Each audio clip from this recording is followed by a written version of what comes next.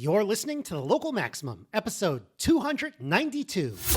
Time to expand your perspective. Welcome to The Local Maximum.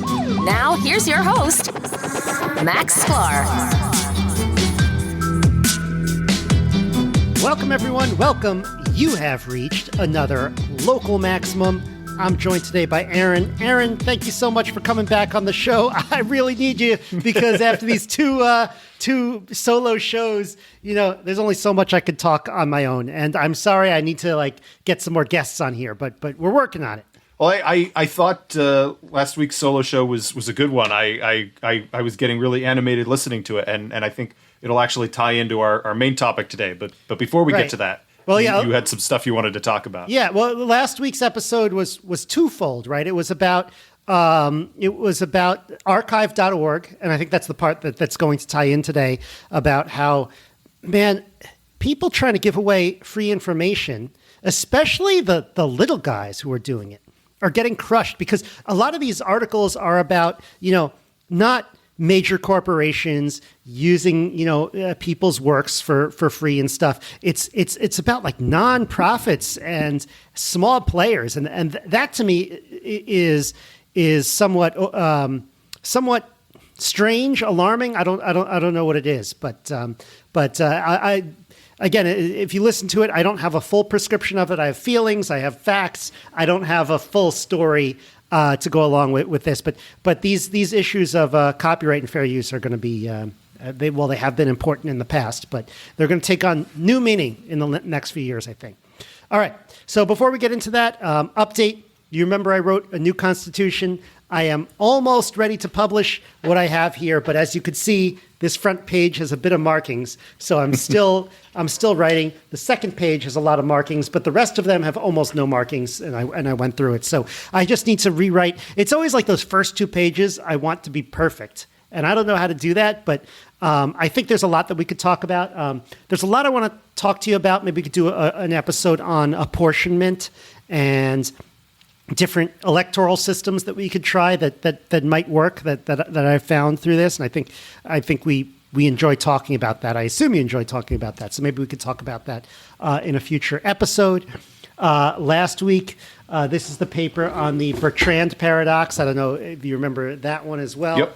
Yep. So that was kind of interesting. I don't know what else to say about that other than did you get the impression that Bertrand paradox was resolved by this fourth option or no? I don't think I was following it closely enough to be confident in that. Yeah, me neither. All right, so we're going to go through some headlines, and then we're going to talk about copyright and data science. Headline number one: a California commission allows Waymo and Cruise to operate taxi service in San Francisco, removing most of the restrictions. You could now, the restrictions before were they had to be between this time and this time. And, if you wanted to charge money, you had to use a safety driver and things like that. Apparently, according to these articles, a lot of these have been removed and they could be 24/7 throughout San Francisco. I'm surprised that San Francisco, and the commission is the California Public Utilities Commission. I'm surprised that San Francisco maybe I'm not surprised that San Francisco is doing this, but man, San Francisco has a lot of other problems to deal with that they are not dealing with effectively, such as, all their stores shutting down. So I don't know where you're going to drive other than driverless car, get me out of here. But no, I'm glad they're doing it. And, I feel like everyone's like, this is the turning point. This is it. And I say that a lot, but again, this is always a step-by-step industry. And I don't have it in front of me right now, but I was under the impression that one of these companies had also been given permission to operate in a couple of additional cities. That's good too. What was it? Yeah, back in July, it looks like Cruise got permission to begin operation in some East Coast cities. But I don't anywhere have near us? I don't think so. Miami is mentioned, so not near us, but someplace that you occasionally do go. Yes, occasionally, as in once every couple years, maybe. So, and yeah, it might be a while. But yeah, okay, exciting. Maybe I want to say like the real East Coast, Northeast. They'll hopefully be coming soon. Well, All right. there's some challenges there that may not be present in a Miami or a California when Right. it comes to winter driving. Right. I don't know Right. if that's actually a heavy lift for autonomous driving, but I could see it being something that they haven't yet optimized for. Yeah, although California, particularly Southern California, this week might be a little rough Well. with the hurricane and all that. All right, semiconductor flop. Semiconductor scientists, according to New York No, Times. the superconductor. Oh, right, semiconductor. What's a semiconductor? So semiconductors is just the whole silicon industry, right? That's true. We talked about semiconductor, didn't I? I mean, when I interviewed I'm sure ASML. semiconductor actually has a very specific definition, but I don't have it at my fingertips. I did a whole show. I covered semiconductors. All right. Sorry. Superconductors. Superconductor scientist faces investigation as paper is retracted. I don't know what a superconductor is, to be honest with you, but apparently we're not getting it. At least not room so- temperature ones. Yeah. And so that was a big deal. And now it's not a big deal anymore. So I'm glad we didn't. I'm glad we didn't. It was cover at that least on the show. it was fascinating to see attempts at replication, Right. happening in real time Yes. and a resolution to it. Now let's just do that for everything else in science. Yes, you know what? That's right, because it kind of goes to show how, a lot of it's been scientifically shown, there's a link between this and this, or like none of that's replicated. And how, okay, well, you could make these claims, and oftentimes they turned out not to be true if they can't be replicated. Yeah, it was exciting to live through. Disappointing that it didn't pan out. Yeah, well, we'll live through some other cool stuff in the future, I'm sure. All right, so tomorrow I'm going to the Soho Forum. This is a debate between Corey DeAngelis and Stefan Kinsella. The debate is on school choice, but what's interesting is that I know Kinsella, his big thing is that he argues against all copyright law and all patent law. He thinks it all should go away. I'm sort of, I kind of... I'm interested in that position. So that's kind of interesting for our discussion on Proscraft today. I think that, we don't have to take that extreme position to look at what's going on here and try to pull it apart. But let's talk about Proscraft. So there's this article in Wired about a small company called Proscraft that was shut down after being hounded down by the hordes of the of internet mob. Does that sound like what the article was going for, at least? Yeah, and to refer to it as a company is perhaps overstating it. Yeah, it's a guy with a project, which is like me with a lot of different things. So I kind of feel for this guy. Yeah, there's I guess David versus Goliath is not the right metaphor here. It's more like David versus the unruly mob. But Well, David lost though. Yeah.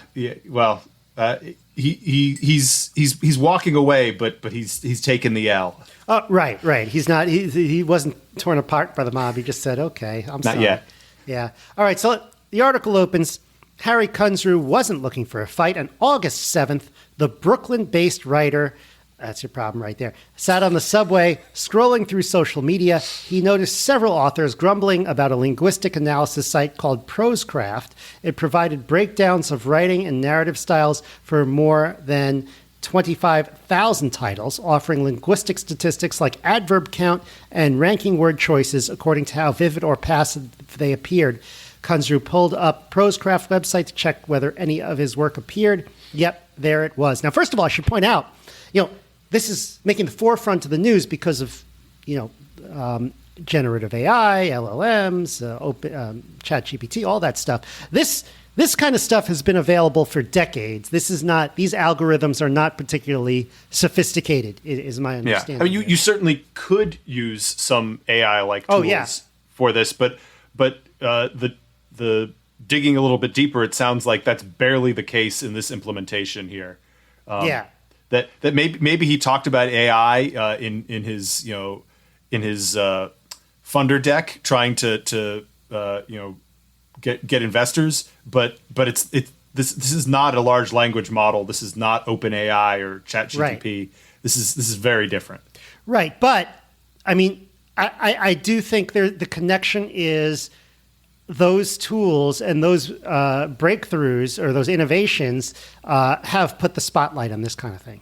Absolutely, yeah. People are a lot more sensitive about how their work, their data, their material might be used because of concerns that have been raised by LLMs in the last 6 to 18 months. So many authors saw their books on there. They wanted their books or their works taken down. All he was doing was analyzing the writing styles, it sounds like.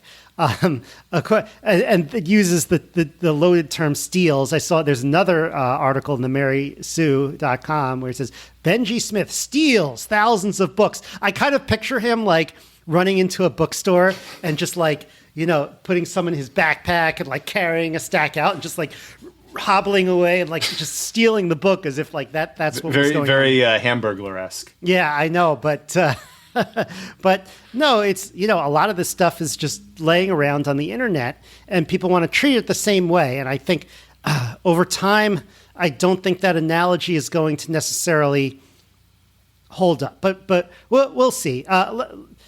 Some more stuff from the articles. Some had harsh words for Smith: entitled tech bro, soulless troll, scavenger. Shit stain, if I may say that on the podcast, a bloody hemorrhoid. This is already, this is stuff for the podcast. Sorry for those of you who are listening to us over meals. These are published authors. I expect better from their insults. This is very pedestrian. Yeah. Well, I think the problem here is that. Who is, and look, I don't know this person, Benji Smith, but he doesn't sound like, he sounds like a software engineer who decided to build a project. He doesn't sound like some troll or some tech bro, as they say. It's just, yes, but he's not a liberal arts major. Therefore, he is a tech bro and part of Big Brother and is evil.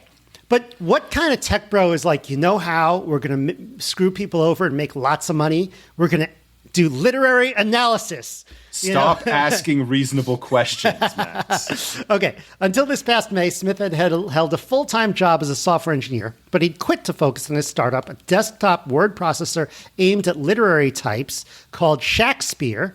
Yes, pronounced Shakespeare, but spelled Shakespeare. Okay. Shakespeare doesn't make much money, not enough to cover its cloud expenses yet, Smith says, less than $10,000 annually, but he's feeling optimistic about it.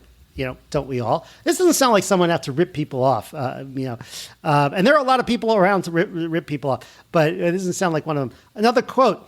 Smith saw this as a grimy means to a justifiable end. He doesn't defend his behavior now. I understand why everyone is upset. I shouldn't do a voice for him. But he wants to explain how he defended it to himself at the time.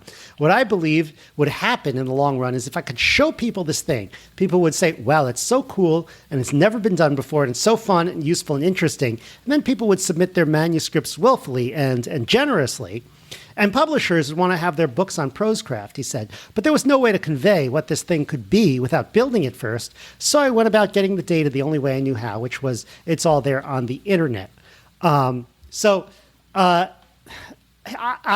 don't think he did anything wrong. In fact, it sounds like he fully intended it to be ultimately some kind of voluntary thing, once he started to make money off it, which he never ended up doing.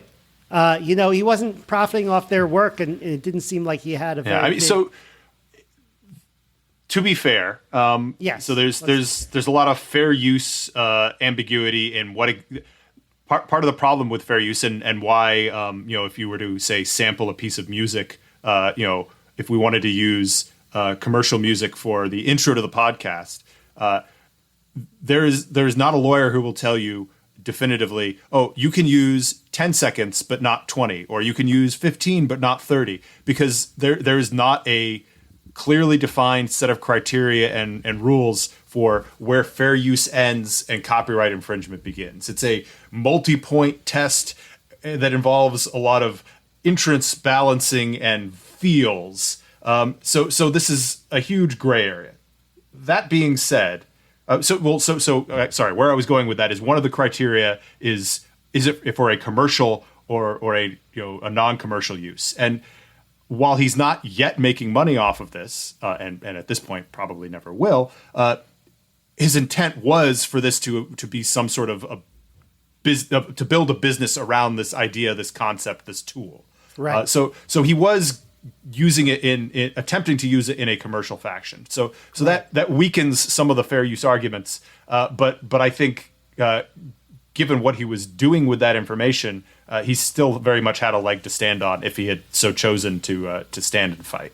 Well, if you just step back a little bit and just think economically, or just think in terms of like innovation, in terms of the ability to bring products to people, is this a project that's basically taking someone else's work and repackaging it in some unfair way, or is this like an innovative project that's bringing new information into the world? And it seems I would say it's absolutely the latter, unless there is a way to access the database that he's used to test and train this, and then extract the full text of a novel from it, which I don't know if that's even possible. And if it was, I'm sure that there are ways that you could protect against that to make it. I mean, it's just like, is it not Google Scholar?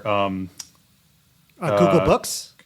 Maybe Google Books or Gutenberg or something that they have the full text of books in their database, but when you go to Google Books, you can only view a couple of pages from it. You can't if you're searching for something, it'll find the part you're interested in is on page 65, and you can view from like page 63 to 67, but it's not going to let you read through the whole book, at least not in that search. All these books for free in the library? Well, so that was one of my big questions. Is I think the concern here is not that he is using. So put aside the transformative or not work issue later. The concern is not so much he's using our material and not paying for it, because there are ways that he could access this without having to purchase it directly himself. He could go to the library, he could check out the books, he could read them. Now the question then becomes, because he's not doing this with his human eyes and counting counting words and counting adverbs and uses of the passive voice or whatever. He's processing this with an algorithm and automatically analyzing that. How slow would he have to do this for them to not be upset that a computer is doing it instead of a human being? Which is quickly degrades into a how many angels can dance on the head of the pin question. It's people being upset because a computer's doing it, divorced of what actually is being done. And much like quantity has a quality of all its own, speed, doing something simple, it can be transformative somewhat in the nature of the output. But I think you have to step back in this case and consider what is actually being done. It's an analysis that could be done in a much more painstaking and less rewarding fashion by an intern or a graduate student, but he's built an algorithm that does it. What I'd like to know is how do these authors make money, and what are they worried about? Or are they just like, no, we don't see that this is hurting our wallet directly. We just have some kind of like ideological, like, you're stealing my stuff kind of a thing, and I need to protect my stuff. I think it's a little bit of both. I mean, so you could make the argument that marginally, even if he went out and bought a copy of every single book that he used in his training set or for his proof of concept, most authors are making pennies, less than $1 a copy on this. So to each individual author, this is meaningless. But if you take that marginal difference and apply that argument to thousands and thousands of potential sales, then actually it starts adding up into real money. So you got to be careful with that argument. But is his website like? Is there a good argument to be made like the website is like would be, if it were popular, would be harming sales in books? No, Or, in fact, I would think like- it would. Well, Yeah, I would think it would be the would opposite. increase sales of books. Unless I could see a case being made for your website has analyzed my work and given it a poor rating and said that it's a piece of literary garbage, and so that is reducing my sales. But the as the kids say, get good. Yeah. Either the kids are saying that nowadays. well, maybe that was kids a decade ago. I don't know.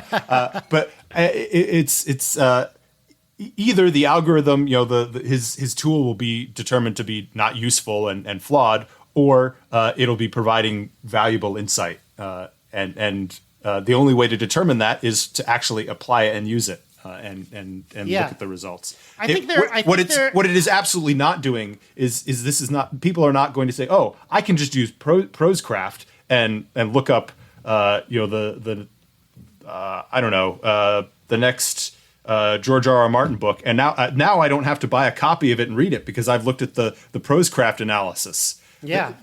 That absolutely That- isn't the case. It's not No. reducing sales or demand in that way. I mean, it might be good for recommendations. Like you might have, here's a book that I liked, and maybe I'll read a book that has like a similar analysis because it fits me. Absolutely. And then you can I be think like, I think authors are concerned that someone is using my work and they found a way to extract Without my valuable permission. value out of Yeah. it, and I'm not getting a slice of the value. Which I mean, there is a angle to that is very similar to what we've talked about in general in terms of our personal data. That the Googles of the world and all the other large social media big tech companies, they are collecting our data and they are extracting value out of it and reselling it, and we don't get a cut of it. And so this is just that through the eyes of the fine arts, see. so there. I think they're not entirely unreasonable there, but I think they're definitely barking up the wrong tree here with this approach. yeah, I mean, I think by cutting off innovation, you're ultimately harming the industry. You want like they're saying, oh, if we allow all this stuff, it's going to harm the publishing industry, but it actually hurts the publishing industry if you don't innovate at all. And I think they're missing that. I think someone's missing that. Yeah, well, and I certainly think that what they're looking for, and one of the things that was mentioned in the article is that a lot of authors are inserting clauses into their contracts, basically prohibiting the use of their published works for training of any large language models or anything AI related. They're looking to protect those rights, which okay, that's fine. But I think what they ultimately want is they're looking for a pricing model for that where they can sell those rights, which they're now reserving. That's going to be more than Google needs to buy one copy of my book so that they can use it to train their AI tools or to feed into their database. Because, like we said before, that's at the margin, pennies for the author. They want something where every time data from my book is used to support a query of some sort, that I get maybe a fraction of a penny, but if you're doing that millions of times, that starts to add up. Is that a practical I think there. I'm sure that there is a model that can be reached with an agreement, but I think they're delusional about how it's going to be structured. Much like, I mean, it's not entirely unlike what we're seeing with the writers and the Screen Actors Guilds striking currently, that they're not happy with the way that profit sharing is working in the new streaming world, and they want a new model that's going to give them a bigger chunk. And what are they providing that will justify that? We'll see how the negotiations go there, but I think they're delusional to think that they hold all the cards there. That when you talked about people putting these clauses in these contracts about fair use, that reminds me of that thing you posted about Nassim Taleb at the end of his intellectual. Yeah. So I recently read a post of his, which I think is an excerpt from one of his books. I want to say it's Skin in the Game. But yeah, he calls out at the end that basically that this article can be reproduced under fair use. Just make sure you do it in its entirety and credit where the source is. Except the following publications are prohibited from reproducing my material without explicit permission. And he only lists one media outlet. It's the Huffington Post. Huffington Post, all languages, publications banned. It's the only one. Well, I'm curious what the backstory is there. I'm sure that they have burned him and he has a justifiable reason for holding that grudge. But also, I feel a little bit of Schadenfreude there. Like they just on principle, I feel like they're deserving of that kind of a grudge. I mean, yeah. I mean, all I can say is, I mean, I'm sure there's a lot of things that could be listed where I'd be like, yeah, I don't like them. But it's funny that he has one. Like, they did something to him in the past that really ticked him off. And maybe like he'll keep on including them in like every publication he ever does through the future, even after the Huffington Post is long gone. So the one other thing I wanted to mention is we talked about how some authors are including clauses in their contracts about AI and large language models. It harkened back to I think it was in 2014 when Robin Williams passed away. And it was revealed that his will, or I guess the trust that managed his estate, there was a clause in there that prevented his likeness being used for 25 years after his death. And at the time, the big context that people were talking about was this means there will be no Robin Williams holograms, because I guess was it the Tupac hologram had just made an appearance at you don't see Coachella those or something. as much. Yeah, anymore. so those I mean, they did not become as ubiquitous as we may have thought at the moment. But I'm wondering if this is just kind of the next wave of that, and we will see kind of a tapering, that we will find solutions for how to deal with this type of licensing and move forward, or only people who have particularly valuable legacies to protect will be able to put these restrictions in place. And also, it's interesting that it had a 25-year sunset on it.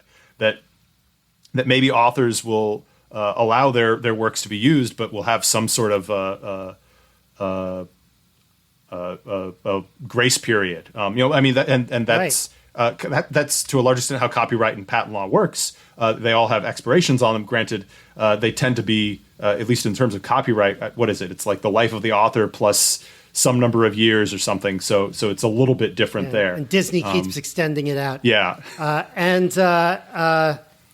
So I mean, my two thoughts on Robin Williams is what he was in that movie Night at the Museum that came out after his death. So I guess they can't put him in another sequel to that. But hey, in 2039, maybe we'll get another Robin Williams movie. I wonder if the 25-year thing was specifically like he doesn't want it to happen, during the lifetime of his children, or if it was simply that 25 years from now, if they stop using me, nobody's going to care, and so there's not going to be a point to take it off the shelf. I wonder where they came up with that specifically. He won't be as famous in 25 years, but people will still know who he is. I mean, surprisingly, I mean, in 2040, do you think? Kids won't know who he is. AI Robin Williams will be able to help move more bottles of Coke? I don't know. Possibly. All right, so. Just one tweet I'll read from Ink Bits Pixels. Who is this person? I don't know who they are. Nate Hoffelder, web designer. The one thing that some are missing from the furor over Proscraft is that it was very likely using works legally. The TLDR version is that the app did not create a competing work or reduce the value of a work, so its use of a work for analysis was legal. And that's one analysis. You said it's kind of fuzzy, but there are people who are making that point. Yeah, right. I think what he says there is true in terms of not competing doesn't reduce the value of the work and was used for analysis. If it went to court, what would the judge say is an open question. But there's a legit argument to be made there. It's not like this is an open and shut case of, he was obviously using this inappropriately. Judges do sometimes, not side with the industry. Sometimes they side with the individual. So there you go. We can only hope. All right. So now we will start our segment. And now, the probability distribution of the week. All right, the probability distribution of the week. So we've done a lot of continuous probability distributions this year, haven't we, Aaron? They're getting increasingly complex. So I don't think I need to go over, I mean, maybe we'll think of some more, but I don't think I need to go over it. Last year we did a lot of narrow corner cases of, well, this is a special case of, one that we've talked about before type situations. We might be able to find some of those, but will we have anything interesting to say about them? I don't know. And then, of course, last year we did a lot of discrete distributions, distributions on, a set of numbers, or maybe a set of all positive numbers or non-negative numbers, I should say, like starting at 0, natural numbers, let's call them. So now I want to talk about something that is not covered very often, but I think should be, and that is, could you have a probability distribution on the rational numbers? That is, it's a probability distribution on the, there'd be a certain probability that something is a half, there'd be a certain probability that something is a third, but there would be no probability that it's like pi or e or something like that.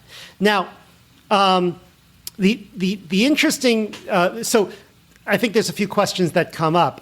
First of all, like, why would you want to do this? And again, I didn't see, I couldn't find any good examples that I liked, so I'm kind of making up, well, how would I do it? So we're going to talk about Max's distributions over the rational numbers, and I have a couple ideas. So I'm going to start with one today, and maybe we'll go through another one, and maybe I'll come up with a third or a fourth as we go. So rational numbers, interestingly enough, there are a countable number of rational numbers, which means that the infinity size of the rational numbers is the same as the infinity size of the natural numbers. Now, that seems kind of strange because you think, well, rational numbers, there's so many of them. If you go between 1 and 0, there's like an infinite amount. And if you take any little bit of space, there's still an infinite amount of rational numbers. But it turns out that you could come up with some sequence that enumerates them, which you can't do with the real numbers, which means most real numbers are inaccessible to us.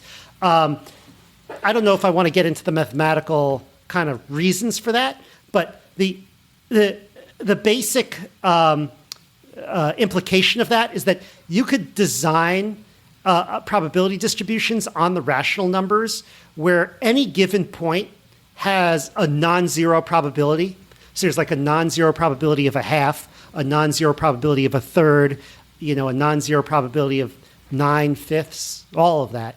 And where all of the probabilities add up to 1 still, even on a basis of adding up an infinite amount of probability. So that's kind of interesting, which you can't really do in the continuum. You can't have, every possibility between 0 and 1 has some non-zero probability, and then it's going to blow up into infinity. What you really need is probability and density, and you do integration and calculus and all that. So that's an interesting point about rational numbers, I think. So why would I've never run a model on rational numbers, but I'd like to. And the question is, why would you want to do this? I think, first of all, there's this interesting concept that I'm thinking about, which is like snap to place. Like, okay, we're running these models, we're coming up with these numbers. Wouldn't it be nice if it snapped to a nice, neat, rational number from time to time? Secondly, I think like when it comes to priors, like real life processes are often nice round numbers. Like, the gravitational constant in physics, right, is, what is it? The related to the square of the distance? Am I right on that? That sounds right. Yep. Yeah. So, right. So why is it the square of the distance? Why is it not, they're raising it to the power of 2. Why is it not the power of 2.1? Why is it not the power of 1.99? Now, it would be kind of difficult to, if you were dealing purely on the basis of real numbers, we'd never think that it's 2 exactly. But I think given the fact that we've done so many experiments and it's so astronomically close to 2, that it's like, okay, it's exactly 2.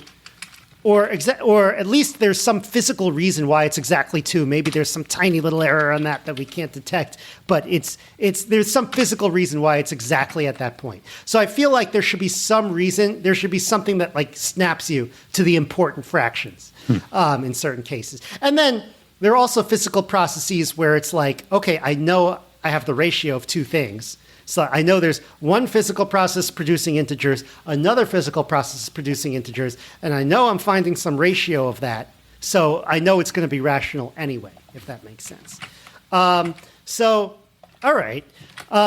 So let's try to think of some ideas on how to generate a probability distribution over rationals, how to generate a prior over rationals. You know, like, hey, I'm thinking of a rational number. I don't know which one it is. What's your prior? And so it seems like, just like when you do integers, the smaller ones, at some point, the larger ones have to be a lot less likely than the smaller ones. Now, it could be like you have a bump up really high. It doesn't have to be like 0. It has to be more probable than 1. But at some point, you get so far out, billions, trillions. You got to have a tail eventually. Yeah, eventually. So now for rationals, that's twofold. There's a tail when you go far, and I'm only thinking of positive rational numbers here.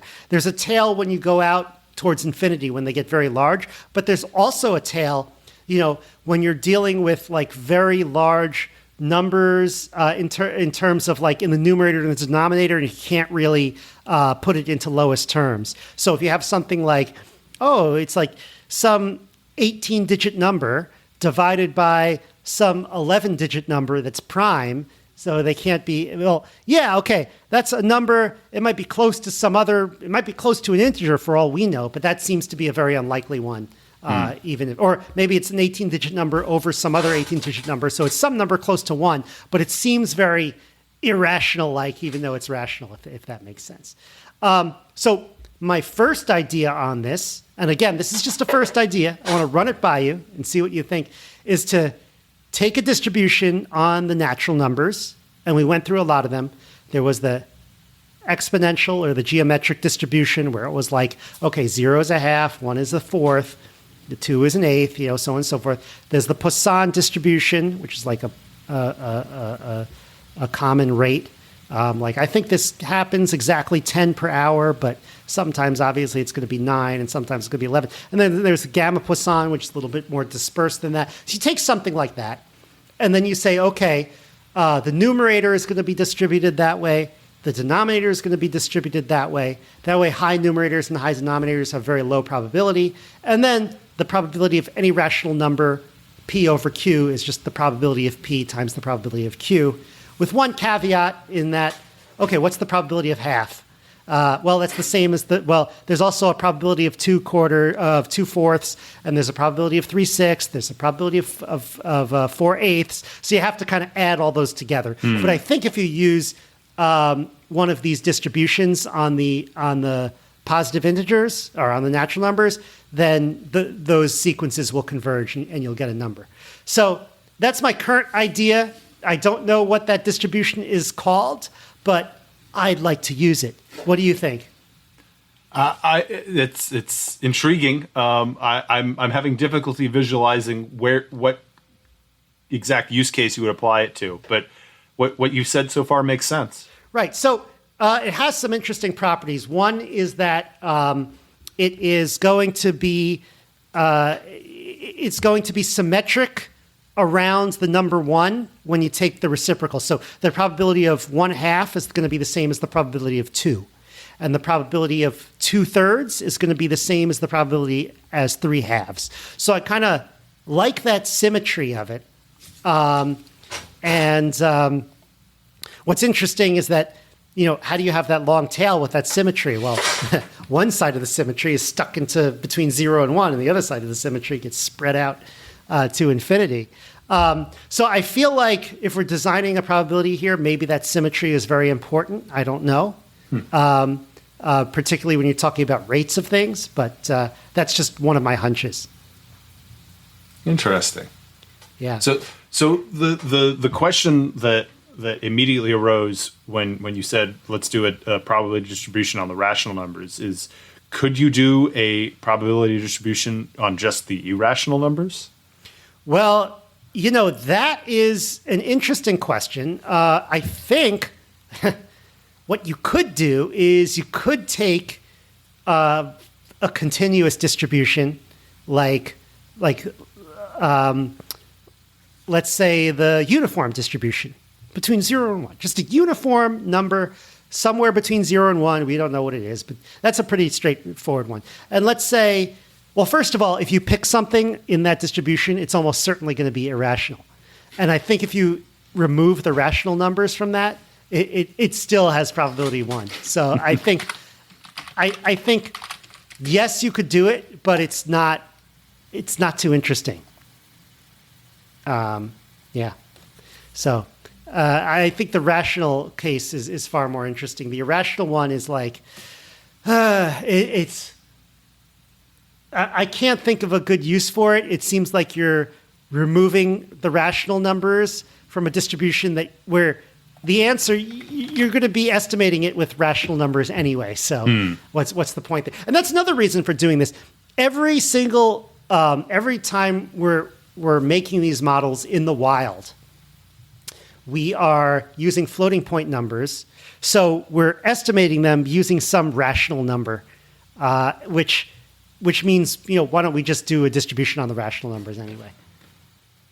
Fair enough. Which, I mean, that's one argument. I'm not saying that's necessarily the right way to go, but I think it is one way to go that I would like to explore more.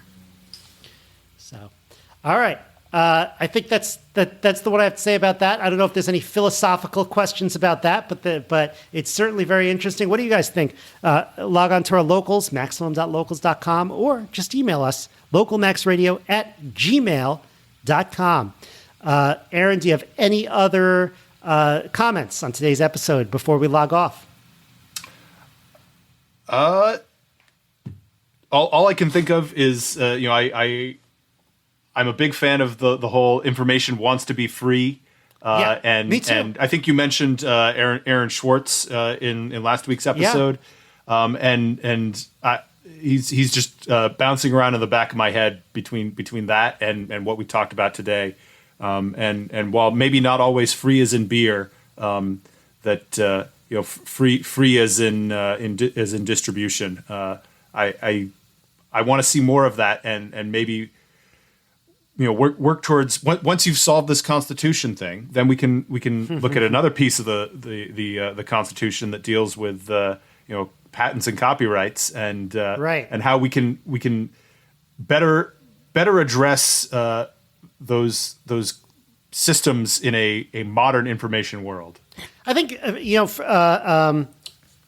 when you said information wants to be free, I think another term I hear a lot in the tech industry, or you used to hear it a lot, you don't hear it anymore, is permissionless innovation, and how absolutely powerful that is. When you open something up to the world, like the internet, like an open protocol, and anyone can build off it, you get massive gains in productivity, human understanding, innovation. And it seems like everyone these days has just been programmed to crush it. And so we need to unprogram them.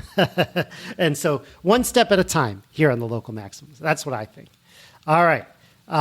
Without further ado, I can adjourn this episode. If there be no objection, do I hear I an second objection? the motion.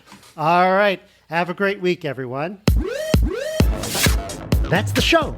To support the Local Maximum, sign up for exclusive content and our online community at maximum.locals.com. The Local Maximum is available wherever podcasts are found. If you want to keep up, remember to subscribe on your podcast app. Also, check out the website with show notes and additional materials at localmaxradio.com.